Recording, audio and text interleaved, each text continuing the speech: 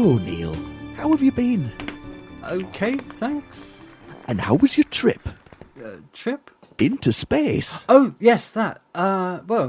Okay-ish. Ish? Well, we managed to get into orbit, Jolly good. but then blurp dropped dead. Ah. So we tumbled uncontrollably back down to Earth before crashing headfirst into Eastwater's seafront, Right. destroying the bandstand, the crazy golf course, and, well, pretty much all of the promenade gardens. So, bit of a mixed bag then. Yeah, you could say that. Anyway, let me introduce you to my companions. This is Ruby, my personal assistant. Pleased to meet you. And you. And these are 3 elf friends of mine, Lily, Hugh and Douglas. Hello. Hi. Oh, hello. I like your matching outfits. Thanks. Yeah, Santa made them for us. Santa? What, as in Father Christmas? Yeah? Do you know him? Not personally. Oh, you'd really like him.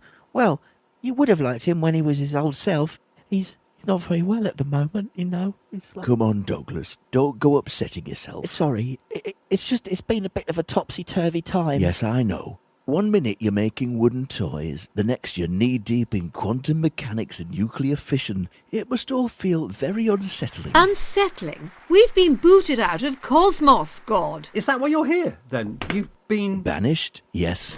But you know, Neil, not long after it happened, I thought to myself, come on, God. There's no point crying over spilt milk. You've got to think of the positives. If the road is getting bumpy, then smile and don't be grumpy. Exactly, elves. Which is when I thought of you, Neil, and our mission. Oh, yes, our mission. I mean, I might have been unceremoniously forced out of the only home I've ever known. And the place you created in the first place. Yes, but if it hadn't been for you, Neil, I would never have started creating things again. Wow, so in some ways, I've been the driving force behind God himself.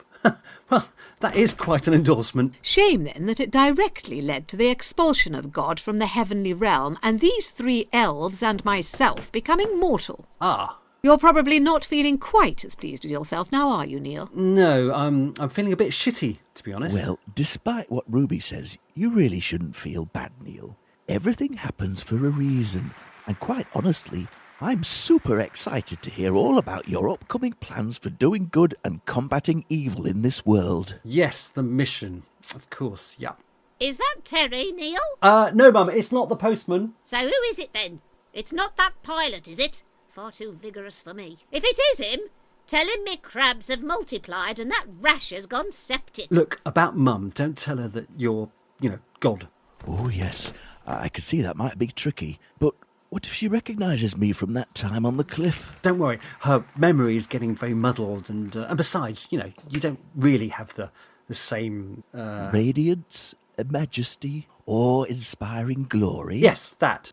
I guess your banishment has sort of... diminished me a bit. It's all right, Neil, I had noticed. Oh, nonsense, God. You've still got it in spades. Thank you, Ruby, but Neil's right. With my fall from grace, the crown has certainly got a bit tarnished. Oh, yes, and elves, please don't take this the wrong way, but don't mention to Mum, or anyone, in fact, that you are Santa's elves. We're not anymore. Not since his incarceration. Okay, well, just don't mention the fact that you were his elves. All right. Oh, so who do we have here then? Ah, well, some new potential tenants, Mum. Everyone, this is my mother, Mrs. Taylor. Hello. Elves? We don't let elves stay here, Mr. Taylor. Did they not see the sign? No, Mum, the sign just says, no weirdos, whores or Tupperware salesmen. Oh, well, I'm sure I also wrote elves on it. Have you wiped that off, Mr. Taylor? No, I haven't, Mum. Look, anyway, they're not elves. They're just young, jolly people who were, really like dressing up in red and green. And totally impractical velveteen footwear with curled toes and pom-poms. Right. Young people, eh? Hello there, Mrs. Taylor. I'm Lily. Well, Lily, you might not be an elf, but you certainly look weird. You're not a whore as well, are you? What's a whore? Right, time to view the rooms. I think it's someone who isn't very interesting. No, silly. You're thinking of Bo. Oh, yes. So I wonder what a whore is. Come on, this way.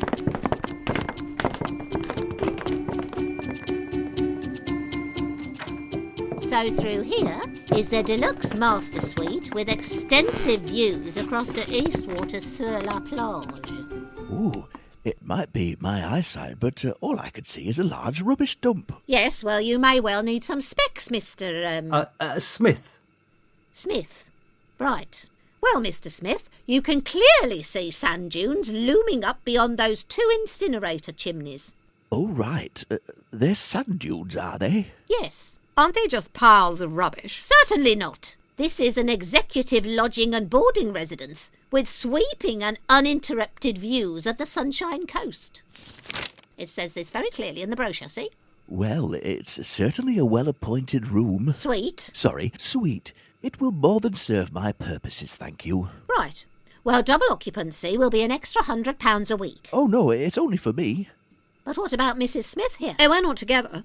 I'm Mr. Smith's personal assistant. Personal assistant. Oh, I get it now. Mr. and Mrs. Smith.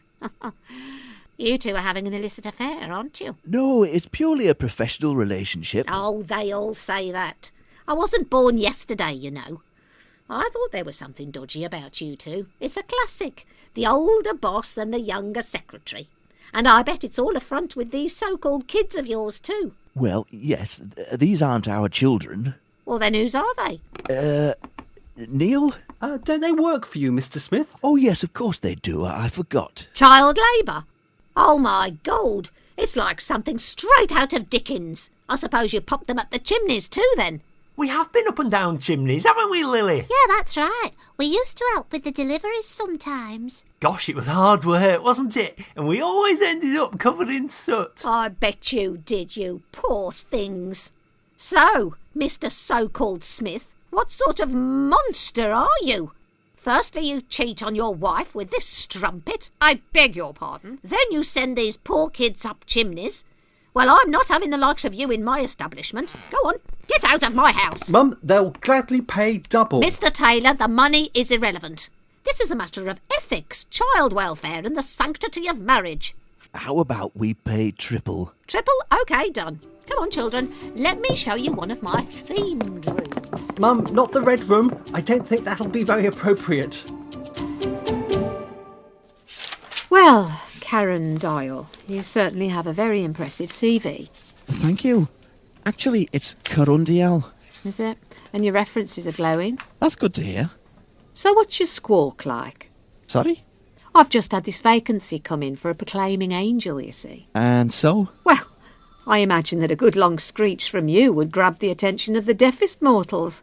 Perfect for proclamations and heavenly announcements. Yes, but I was thinking more along the lines of the angelic Praetorian Guard. Were you now?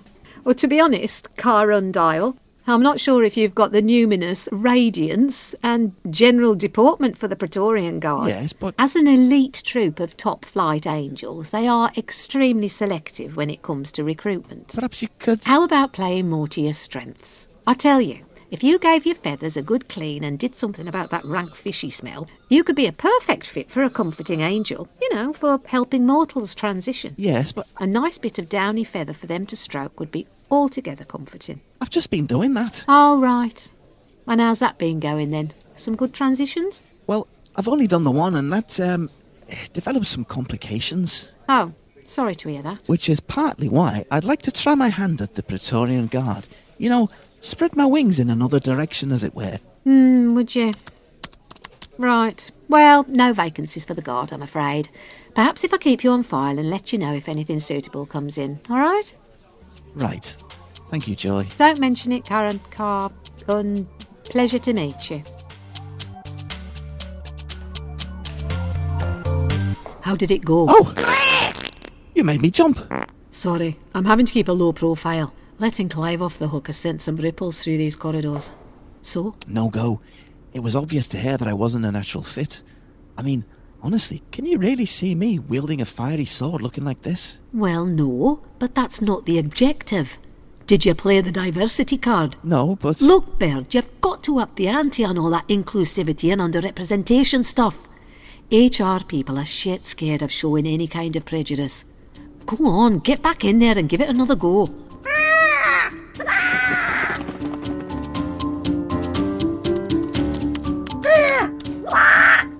Oh, you again. Did you forget something? Is it because of my beak? Sorry? My beak. Is it because I have a beak? Sorry, I'm a bit confused. Are you refusing to put me forward for the Praetorian Guard because I have a beak? No. It's got nothing to do with that. You're just not guard material. It's my web feet then. You think I have the sort of ridiculous feet that will make a mockery of this legendary elite unit? I assure you, Carandile, your feet aren't standing in the way of you becoming a member So of why the... make a joke about them then? What? Just then, you said my feet weren't standing in the way. That wasn't intended as a joke. You find my web feet and big beak funny, don't you? No, not at all. And this.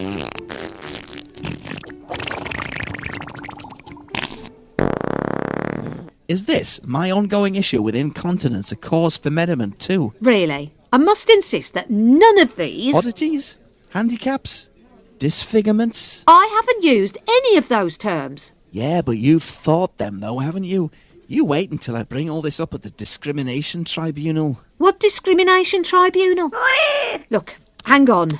Let's see what we've got. How about Eden? I can probably squeeze you in there as a Praetorian Guardsman. Wow, the Garden of Eden? That's more like it. You'll be responsible for the protection of some key company assets, including the Tree of Knowledge and the Tree of Life. The Tree of Life, eh? Yes. Now, will that work for you? Yeah, that'll do very nicely, thank you. Come in. So, how are you settling in? Oh, fine, fine. Good. So, what's the plan? Plan? The mission, Neil.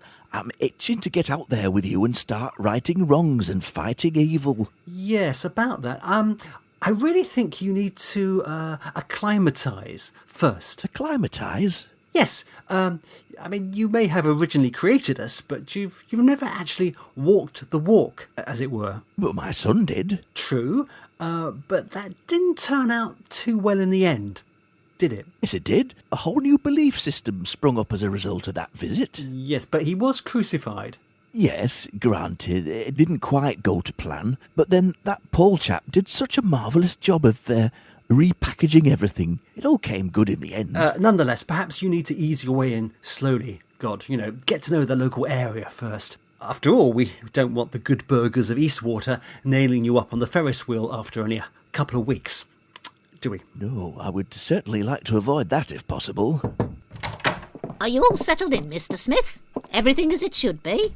Oh yes, everything's tip-top. This is Clive Marshall, by the way. You probably recognise him from the telly or from all the posters of him around town. Nice to meet you. And you. New to town, are you? Yes, we've just arrived. You should come along to the fundraiser. It'll be a great introduction to Eastwater. Oh yes. I'm comparing the gig, with all proceeds going to the Promenade Gardens Restoration Fund. Well, less my 30% fee, of course. There's everything from bouncy castles, egg and spoon races, and even a parachute display team. Well, that does sound like a lot of fun. You'll be supporting it, won't you, Mr. Taylor? I'm not sure, Mum. I've got a pretty packed diary. Oh, are you busy ramming your spaceship into other ornamental gardens then, Neil? Clive, for the last time, it wasn't my bloody spaceship. Well, Neil, sounds like just the sort of acclimatising we should be getting involved with. Well, maybe. Our room is fantastic. It's decorated with all these rich red hues. And so much velvet. Just gorgeous. Oh, that does sound cosy. Oh, and it's full of all these fun things to play with. Yeah, there are whips and funny fluffy handcuffs. And straps and chains and these little clamp things. And this, I guess it's some kind of mixing rod, for making cakes. Mum, what were you thinking? Don't you use that tone with me, Mr. Taylor. It was the only room left vacant. Anyway, it sounds like they're really at home in there. Does that mean we can't use it anymore, Jean? Don't worry, Clive. We can nip in there when they're at school. Hey, kids, do you want to go to a fundraiser on the beach? Will there be ice cream? Oh yes, I'm sure Mr. Whippy will be there in his big van. Mr. Whippy, shall we bring those whips along then? No, Douglas, it's not that kind of whip. Geez, the madhouse has just got madder. What was that, Neil? I said, that it would be mad not to all go along. Yay! Oh,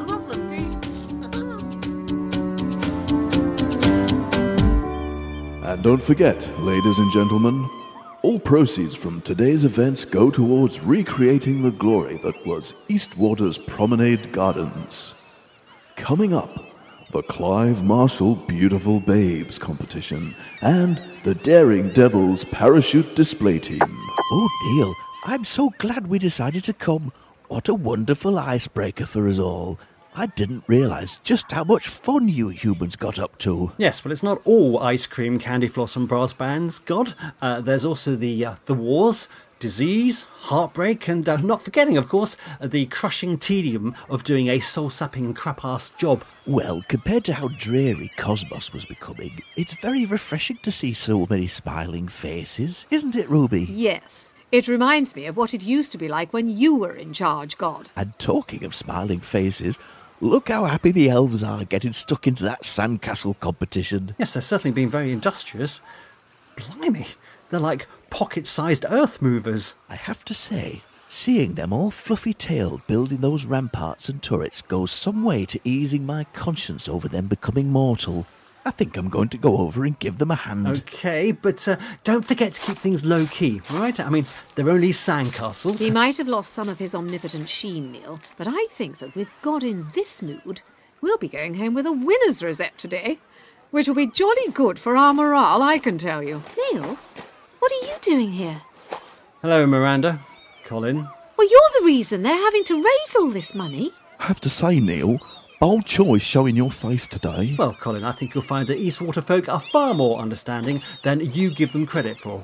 Excuse me, aren't you the one who destroyed these gardens? Well, not deliberately, no. I was just, You bastard! Ah! Ah! Ow! Ah! Hang on! Ow! Oh! Ah! Perhaps not all that understanding then, Neil. Hang on a minute. What's that contraption on Thomas's head? It's the latest state-of-the-art virtual reality helmet. I hit a big sales target, so I thought I'd treat the kid. But, Colin, how's he going to engage with the world through that?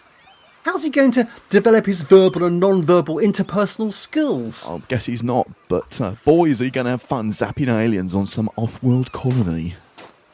Thomas? Thomas?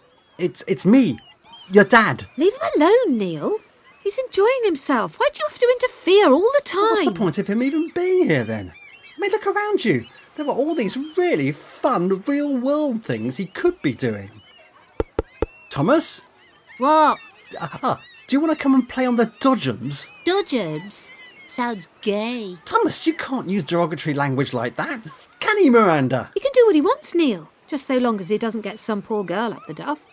Miranda, he's 10. I was a similar age when I got a girl pregnant. What? You're such a stud muffin, Colin. Dad, can I get back to my game now? But Thomas, you really enjoyed dodgems. What, as much as Intergalactic Raiders too? Yes. So what happens in Dodgems then?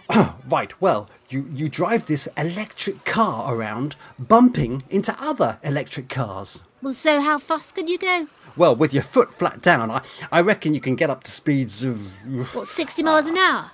Well, more like, 50, 40? well, I'd say, more like 10-ish. 10? Gay. And the winner of the Clive Marshall Beautiful Babes competition is Jessica Barnes. Jessica wins an all-access behind-the-scenes tour of my hit gardening show, Dirty Green Fingers, as well as a private, one-on-one green-fingered masterclass with yours truly. Up next, it's the Daring Devils Parachute Display Team. You all right? Sorry, Neil, I've had a bit of a run-in with one of the judges. For the sandcastle competition? Yes, he accused me of using a professional workforce for what is an amateur-only competition. Well, I can see his point. I mean, it looks like you've built a full-scale castle. I suppose we have. We might have got a bit carried away. You think? It's difficult, Neil, once the old creative juices start to flow, and the elves and I are really missing making things. Douglas did a particularly fine job with the banqueting hall. Not easy making tapestries, cutlery and armour out of sand, you know. So how are things left then? Lily locked the judge in the dungeon. What? Hang on. There's a dungeon? Oh, yes. You can't have a castle without a dungeon, Neil. I hope our actions don't spoil our chances of winning a rosette, though. The elves would be very disappointed. Look at those daring devils go, everyone. Oh, hang on a moment. It looks as if one of them is in trouble. His parachute has failed to open properly, and he's plunging towards the sea. Oh, ouch. That's gotta hurt. Neil, time for you to spring into action. Come again? The mission, Neil. Here's your chance to do some good and save someone. But I can't swim. What? Not even doggy paddle? No. But you've lived by the sea all your life. Yes, all right. Look, it's nice to look at and everything, but wild horses wouldn't drag me into that churning liquid hell. Hang on a minute, what's Colin up to? Colin? What are you doing? I'm going in. Oh my god! Oh, you're so brave! That's my lover, everyone! That's my Colin! Go, Colin! Go, Colin! Go, Colin! Thomas, Colin! Thomas, keep away from the water. There are dangerous riptides. Wow! Colin is just so cool! Why can't you be like that, Dad? There's more to being a good father than just, trying to save people from drowning, Thomas. Really? Ladies and gentlemen, it looks like we have a hero. Some brave man called Colin is swimming out to the stricken parachutist. Wow. This is almost as exciting as the climax to my third series of Dirty Green Fingers, which, ladies and gentlemen, just happens to be available on DVD in the Dirty Green Fingers gift and souvenir tent. Neil, let go your fear and do the right thing. What the hell? Where did that come from? It's me, Neil. Curundale. Yes, I know it's you, but what are you doing inside my head? Dunno. Because of our unique bond, we must have some sort of psychic link. Great, thanks for sharing. Gotta go now. But go on. Do the right thing. Hey, before you go, how's it going with you? When are you coming back? The right thing, Neil. God, for fuck's sake. All right, make way, everyone, make way. But what's this? Someone else has dived into the water. It's Neil Taylor from Blackstone's bookshop. Meanwhile, Colin has reached the parachutist and is swimming back to the shore with him. What a guy! Go, Colin! Oh dear, Neil is struggling to keep afloat. He also appears to be attempting some kind of substandard doggy paddle, which is sending him in circles. And now he's gone under. And he's back. And he's back under again. And he's still under. And, while we wait to see if Neil resurfaces, why not pop over to my Dirty Green Fingers gift and souvenir tent and treat yourself to some competitively priced merchandise.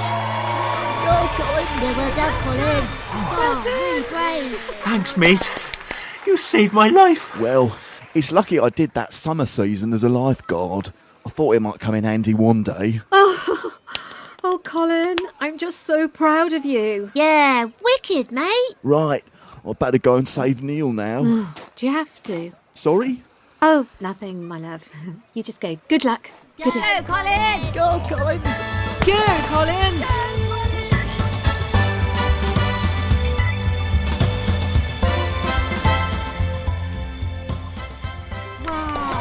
Well done, Colin.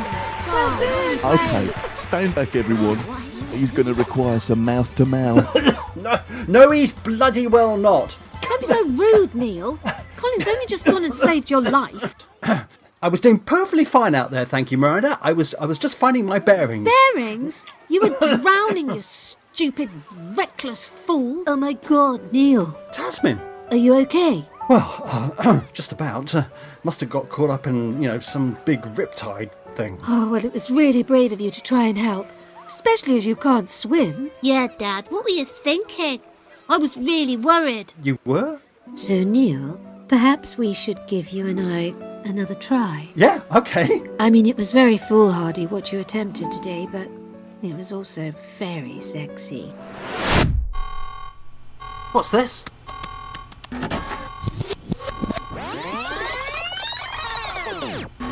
Yeah, Dad, what were you thinking? I was really worried. You were? So, Neil, perhaps we should give you and I another try. I mean, it was very foolhardy what you attempted today, but it was also very sexy. Right, better call that in. Hi, it's Derek from Monitoring. Can you put me through to David Brown in Internal Investigations, please? Excuse me, sir. Yes, officer? This elderly gentleman says that he knows you. What's happened? We seem to have got into a spot of trouble, Neil. Well, really, I did try to warn you. Hostage-taking, aggravated assault and breaching planning and building regulations for a major fortification. That's an impressive amount of law-breaking for someone of your vintage, sir. Assault? Oh, it was nothing. I just gave one of the other competitors a little shove. Why? He was saying mean things about the pom-poms on Douglas's shoes. The victim of the assault is an 8-year-old, and it was more than a little shove, wasn't it, Mr. Smith? Oh, that whiny little shit. He just made a big meal of it. God? Oh, dear. I'm so sorry. I don't know what came over me. Right, sir. Time to get you down to the nickel, I think. Mr. Taylor. Right. Mr. Taylor, would you be so kind as to take care of this gentleman's grandchildren? Oh, they're not my grandchildren. They work for me. Isn't that right, Neil? Well, actually... Oh, I see. I'll add forced child labour to the charge sheet then. Rightio. Constable, cuff him.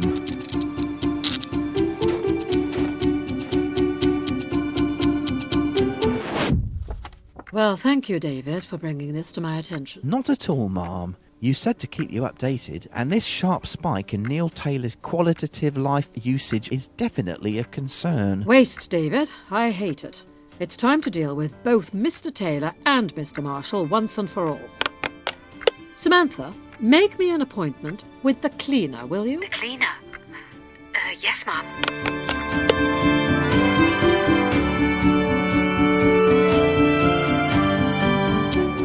Eternal Strife was written, directed and recorded by Bruce Windward and featured the voices of Angela McIntosh, Mark Crozer, Bruce Windward and Simon Hook. Music and sound design by Bruce Windward.